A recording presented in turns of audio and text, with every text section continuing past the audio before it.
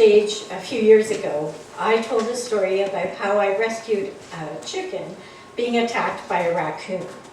I grabbed that raccoon by the tail and I sent it on its way. I did also mention that fine line between bravery and stupidity. I call my story A Chicken Hero.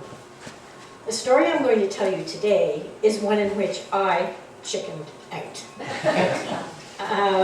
Just to give a bit of background, I live on a farm that used to be a big dairy operation, so people who worked on the farm also lived on the farm. So there were 5 houses. I live in what is still called, this cook's cottage, despite any recent evidence of a cook. And the house is quite simply set up. You come in off the deck and you're in the kitchen, and then there's a regular sized doorway opening into the living room, but there is no actual door that opens and closes, and that becomes a factor later in the story. And then you're in the living room and there are 2 doors to bedrooms, a bathroom and a short hall to the front door. So this one night I was watching a movie in my living room, and because I was feeling a little world weary and didn't want any intellectual or emotional stimulation, I put on a Hallmark movie. So it was just at that point where the heroine is being tempted to return to her high-profile job in the city. She's already rescued the local bookstore or bakery or fall festival, whatever needed rescuing in that particular movie. And she had also re-met and fallen in love with her childhood sweetheart. So in other words, there was about 15 minutes left to her, and she refused the job because she had learned where she truly belonged. So there I was, on the couch, all cozy and dozy with a quilt over my legs, just waiting for this happy ending, and I noticed something in my peripheral vision. I went by again and again. And at first, I thought there was something wrong with my eyes.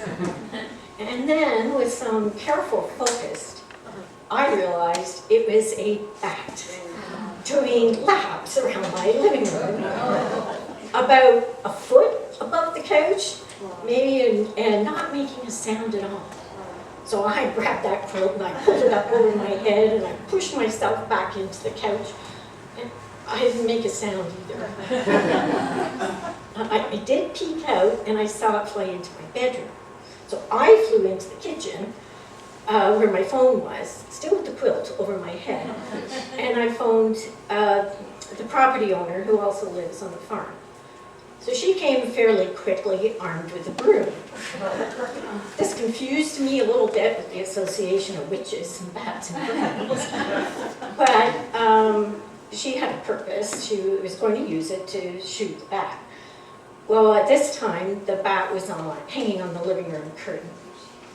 So this gave her a bit of an opportunity to close the bedroom and bathroom door and open the front door.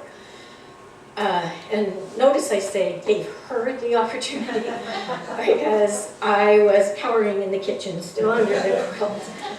And anyway, she put the broom up near the bat, and it took off again, doing laps, and she had ducked the first time, and she was down with the broom, trying to get it to go out the front door, and that opening.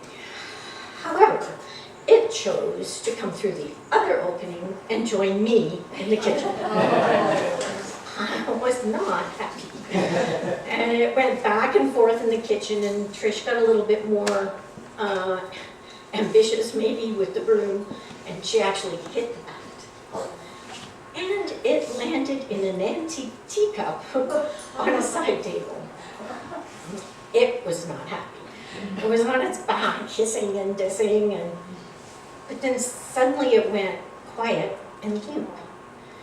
My only attempt to help was to go and find a Tupperware bowl, which Trish put over the saucer, the cup, and the bat, and brought them outside and put them on the outside table, and came back with the bowl, of course. So in the morning, the teacup was empty. I don't know what happened to the bat. It could be that another night animal came along and said, "Oh, what a lovely cup of tea," and downed it. But perhaps overly influenced by feel-good movies, I prefer to think it came to its senses and flew off to where it truly belonged. Perhaps it even found its childhood sweetheart. As far as my behavior in this story, I'm afraid I was more of a couched coward than a caged crusader. I do, nevertheless, remain a chicken hero.